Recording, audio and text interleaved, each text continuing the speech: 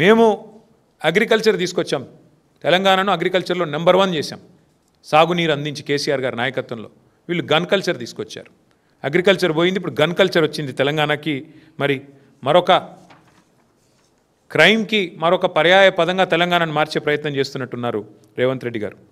నేను నిజంగా కూడా నా జీవితంలో నాకు 49 ఏళ్ళు, నేను రాజకీయాలని దగ్గర నుంచి 40 ఏళ్ళ నుంచి చూస్తున్నా, ప్రత్యక్షంగా పరోక్షంగా. మా నాన్నగారు పాలిటిక్స్లో ఉన్నారు కాబట్టి నేను ఎన్నడూ కూడా ఒక మంత్రి గారి ఇంటి మీదకి టాస్క్ ఫోర్స్ పోలీసులు పోవడం అర్ధరాత్రి, ఆ మంత్రి గారి కుమార్తె అక్కడ ఉన్న నిందితుడిని తప్పించడం, చివరికి మంత్రి గారే ఆ నిందితుడిని కారులో ఎక్కించుకొని తుర్రుమన్న విషయాన్ని మాత్రం నా జీవితంలో 40 ఏళ్ళలో నేనే చూడలేదు. మరి ఇక్కడ ఉన్న వాళ్ళు మీరు కూడా అనుభవం కలిగిన విలేకరులు ఉన్నారు, మరి మీరేమన్నా చూశారో నాకు తెలియదు. ఇంకోటి, సీఎం గారికి అత్యంత సన్నిహితుడైన వ్యక్తి రోహిన్ రెడ్డి, తెల్లారు లేస్తే ఆయన షాడోలాగా ఆయన వెంబడి తిరుగుతుంటాడు. సినిమా ఇండస్ట్రీ ఆయనే చూస్తాడట, మొత్తం సినిమా మంత్రి అట ఆయన పరోక్షంగా. ఆయన మరి తుపాకీ తెచ్చిండు, బెదిరించిండు అంటే ఒక్క పోలీసుడు, డీజీపీ కావచ్చు, ఐజీ కావచ్చు, ఒక్కరికి రేషం లేదా? ఒక్కరికి కనీసం ఇది పట్టనట్టే ఉంటున్నారు, ఒక్కరికి కూడా కనీసం ఈ విషయంలో బాధ అనిపించట్లేదా? మేము మొత్తం పోలీస్ శాఖను అనట్లేదు, అందులో కూడా చాలామంది నిజాయితీ గల అధికారులు ఉన్నారు, మంచి వాళ్ళు ఉన్నారు, వాళ్ళకి నేను అప్పీల్ చేస్తూ ఉన్నా, వీళ్ళ అరాచకాలకు మీరు బలి కావద్దు. నేను మొత్తం ప్రభుత్వ అధికారులు అనట్లేదు, మొత్తం ఐఏఎస్లను ఐపీఎస్లు అనట్లేదు. 99% మంచోళ్ళే ఉన్నారు, 1-2% ఉంటారు. ఇవాళ వాళ్ళు ఎవరైతే ప్రభుత్వానికి ఈ దుర్మార్గానికి తాబేదారులుగా వ్యవహారం చేస్తున్నారో వాళ్ళని నేను అంటున్నా తప్ప అందరిని అనడం లేదు. ఇంకొక మాట కూడా నేను చెప్తా ఉన్నా, అసలు ఆ డెక్కన్ సిమెంట్స్ డైరెక్టర్ని ఇప్పటివరకు పిలిచి విచారించిండ్రా? స్టేట్మెంట్ రికార్డ్ చేసిండ్రా? నీ తలకు తుపాకీ ఎవడు పెట్టిండు? రోహిన్ రెడ్డి పెట్టిండా? ఓఎస్డి సుమంత్ పెట్టిండా? అడిగినరా? ఎందుకు అడుగుతలేరు?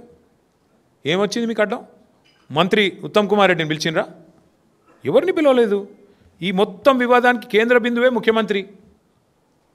ఇప్పటివరకు నోరిపుతలేడు, పలుకే బంగారం ఆయన అన్నట్టు మాట్లాడతలేడు. అంటే ఆయన మాట్లాడకపోతే ప్రజలు మర్చిపోతారు అనుకుంటుండే ఏందో మరి. మొత్తం ఆయన మీద ఆరోపణలు వస్తుంటే నిజంగా చెప్తున్నా, ఇంత అసమర్థ ముఖ్యమంత్రిని స్వయంగా మంత్రి గారి కుమార్తెనే నిన్ను పట్టుకొని తుపాకీ ఇచ్చినావు అన్నాక నీకేమైనా సిగ్గుంటే, నీకేమైనా ఇజ్జత్ ఉంటే, రేషం ఉంటే రెండిట్లో ఏదో ఒకటి చేయాలి. బయటకు వచ్చి చల్ నువ్వు మాట్లాడేది తప్పు అని చెప్పాలి, లేదా నువ్వు మాట్లాడిన తప్పు కాబట్టి నేను తీసిపారేస్తున్నాను మంత్రిని బర్తరఫ్ చేయాలి. ఇట్లాంటి పనికిమాలిన చెత్త ముఖ్యమంత్రి నా జీవితంలో చూడలేదు నేను. ఏది చేత కాదు, పరిపాలన చేత కాదు, సంక్షేమము చేత కాదు, మంత్రులను నియంత్రించే చేత కాదు, ప్రజలకు సంక్షేమ ఫలాలు అందించేది చేత కాదు. అందుకే నేను అనేది, ఈ సెటిల్మెంట్ల ముఖ్యమంత్రి, ఈ దావూద్ ఇబ్రాహీంకి కజిన్ బ్రదర్ లాంటి ముఖ్యమంత్రి ఎవడైతే ఉన్నాడో ఈయనను వదిలించుకుంటే తప్ప తెలంగాణకు పట్టిన శని, తెలంగాణకు పట్టిన దరిద్రం పోదు. తప్పకుండా నేను జూబ్లీహిల్స్ ప్రజలకు కూడా విజ్ఞప్తి చేస్తూ ఉన్నా, రాష్ట్ర ప్రజలకు కూడా విజ్ఞప్తి చేస్తూ ఉన్నా, ఈ అరాచకానికి అడ్డుకట్ట వేసే శక్తి మీకు మాత్రమే ఉంది ప్రజాస్వామ్యంలో. ఎస్, వీళ్ళ బరితెగింపుకు, వీళ్ళ విశృంఖలత్వానికి, వీళ్ళ అవినీతి ఏదైతే ఇవాళ పతాక స్థాయికి చేరిందో దీన్ని తప్పకుండా అడ్డుకట్ట వేసే బాధ్యత ప్రజలే తీసుకోవాలి. మేము కొట్లాడతాం. బీజేపీ ఎట్లాగో అమ్ముడుపోయింది వీళ్ళకి, ముఖ్యంగా బీజేపీ కాంగ్రెస్ ఇవాళ జాయింట్ వెంచర్ గవర్నమెంట్ నడుపుతున్నాయి. ఇక్కడ అందరికీ తెలుసు, అది BJP Congress joint venture government నడుస్తుంది తెలంగాణలో. ఇది అక్షర సత్యం. నేను అడుగుతున్నా, బండి సంజయ్, అమిత్ షా ఎందుకు మాట్లాడతలేరండి? ఓపెన్గా ఇంత జరుగుతుంటే, ఐఏఎస్ అధికారులు రాజీనామాలు చేస్తుంటే, పారిశ్రామికవేత్తల తలకు తుపాకులు పెడుతుంటే, పోలీసు వాళ్ళను మంత్రులు తరిమి కొడుతుంటే ఇంటికి పోతే ఎందుకు మాట్లాడదు బీజేపీ? ఏం అడ్డం వస్తుంది మీ గొంతుకి? ఎందుకు మీ సిబిఐ లాంటి సంస్థలు ఎందుకు వస్తలేవు? సిబిఐకి జనరల్ కన్సెంట్ ఇచ్చిండ్రు కదా, రమ్మను, ఎంక్వైరీ చేయమనండి, సువమోటోగా తీసుకోమనండి, ఇవేవి కనబడవు.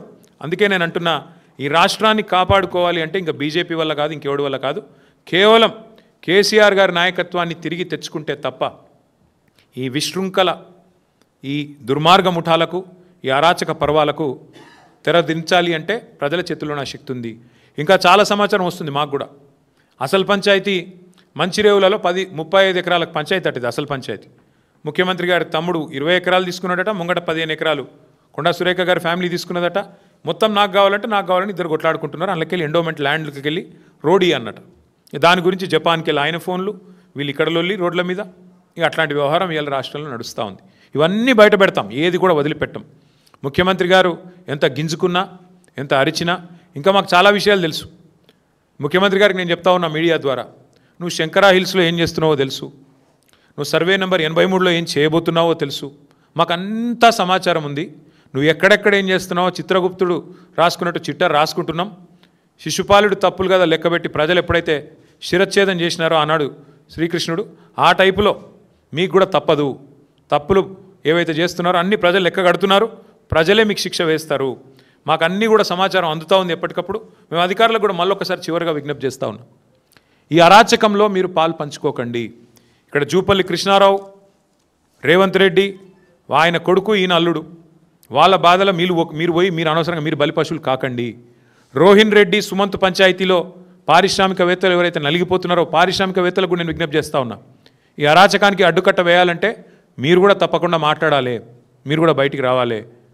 అందుకే భారత రాష్ట్రం తరపున మేము డిమాండ్ చేస్తూ ఉన్నాం, పోలీస్ యంత్రాంగం స్పందించాలి, ఏం జరిగిందో చెప్పాలి, తుపాకీ తెచ్చిందేవడో చెప్పాలి, తెచ్చిన తుపాకీ రాముడేవాడు, రోహిన్ రెడ్డా, సుమంత తెలవాలి, ఇచ్చినోడేవాడు అది కూడా తెలవాలి. అట్లాగే ఉత్తమ్ కుమార్ రెడ్డి స్టేట్మెంట్ రికార్డ్ చేయాలి. ఇవన్నీ విషయాలు పారదర్శకంగా ప్రజలకు చెప్పాలి. మీరు కనుక దాచే ప్రయత్నం చేస్తే మా గవర్నమెంట్ 2 ఏళ్లలో వస్తుంది, ప్రతిదాన్ని తవ్వి తీస్తాం.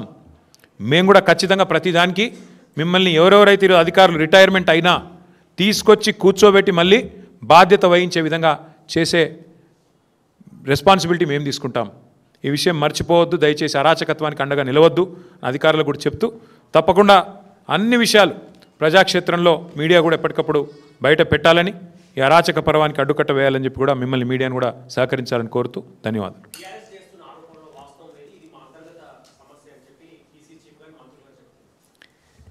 బీఆర్ఎస్ చేసిన ఆరోపణ ఏముంది? కొండా సురేఖ కూతురు చేసింది ఆరోపణ. నేనేం చేసిన? ఆమె చెప్పింది నేను ఉటంకించిన.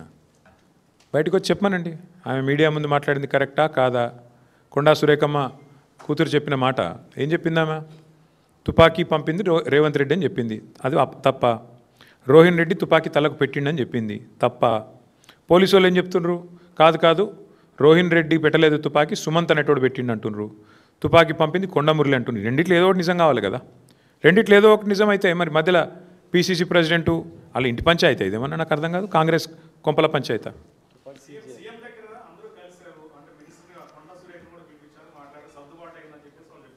అదే సెటిల్మెంట్లకు అడ్డాగా మారింది ముఖ్యమంత్రులని ఏం చెప్తున్నాను. ఏం సర్దుబాటు ఇంతకీ? అంటే మా వాటా మీ వాటా కుదిరింది. చాలా విచిత్రం ఏంటంటే మీ మీడియాలో ఒక వార్త వచ్చింది, నేను చూస్తాను, నవ్వుకున్నది. ఇదంతా టాస్క్ ఫోర్స్ పోలీసుల అత్యుత్సాహం వల్లే అంట. అంటే వాడు దోచుకున్నది బాగానే ఉంది, ఇప్పుడు తుపాకీ పంపింది బాగానే ఉంది, పారిశ్రామికవేత్తకు తుపాకీ పెట్టింది బాగుంది, కానీ పోలీసు వాడు దొంగ ఇంటికి పోతే మాత్రం తప్పైందంట. పోలీసు వాళ్ళు వాళ్ళ డ్యూటీ చేయబోయి దొంగ ఇంటికి పోయి దొంగను పట్టుకునే ప్రయత్నం చేస్తే మాత్రం పోలీసు వాళ్ళు అత్యుత్సాహం వల్ల జరిగిందంటే ఇదంతా. అంటే ఎంత చండాలం, ఎంత అరాచకంగా ఉందో ఈ రాష్ట్రం, ఈ పరిపాలన. ప్రజలు మొహం మీద ఉంచినా చివరికి తుడుచుకొని పోయేంత. నేను అడుగుతున్నా, రేవంత్ రెడ్డి కంటే బలహీనమైన ముఖ్యమంత్రిని ప్రపంచంలో మీరు ఎక్కడైనా చూసినరా? ఒక మంత్రి కుమార్తె నిన్ను సీదా అంటుంది ముఖం పట్టుకొని, నువ్వే తుపాకి ఇచ్చినావు అని. నువ్వు ఆ మంత్రిని తీసే దమ్ము కూడా లేదు నీకు. నువ్వేం ముఖ్యమంత్రివా? నాకు అర్థం కాదు. నువ్వు ముఖ్యమంత్రివా? గింత అసమర్థ, గింత పనికిమాలిన నీ సొంత క్యాబినెట్లో పనిచేసే మంత్రికి నువ్వంటే గౌరవం లేదు. ఏ ఒక్క మంత్రికి లేదు, పని ఆమెకే కాదు, ఏ ఒక్కడికి లేదు. జూపల్లి కృష్ణారావు నీకు వ్యతిరేకంగా ఉత్తరమే రాసిండు, ఆయనని తీయలేవు.